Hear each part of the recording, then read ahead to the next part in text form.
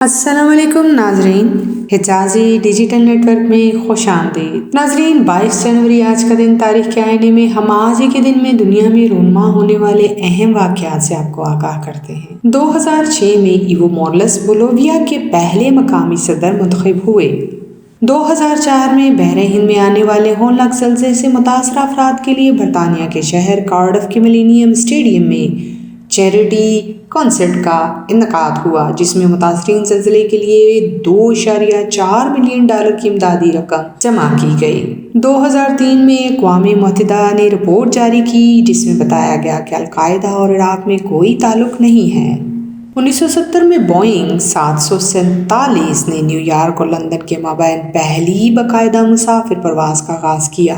1962 میں ریاست متحدہ امریکہ کی ایک آرگنائزیشن نے کیوبا کی ممبرشپ معطل کر دی۔ 1927 میں آرسنل ایف سی اور شیفیلڈ یونائیٹڈ کے درمیان ہونے والے فٹ بال میچ میں دنیا کی تاریخ میں پہلی بار ریڈیو پر براہ راست تبصرہ نشر ہوا۔ 1910 میں انگلستان کی ملکہ وکٹوریہ 63 سال تخت نشین رہنے کے بعد انتقال کر گئی۔ 1910 میں اردو زبان کے نامور ادیب اور شاعر محمد حسین آزاد انتقال کر گئے۔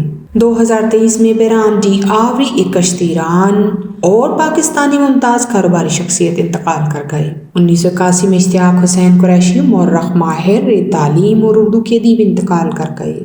ناظرین، آج کی معلوماتی ویڈیو سیریز آپ کو کیسی لگی؟ اپنی رائے سے ضرور آگاہ کیجیے گا۔ ہمارے چینل کو دیکھنے کا بہت بہت شکریہ۔ اپنا بہت سا خیال رکھیے گا۔ اللہ نگہبان۔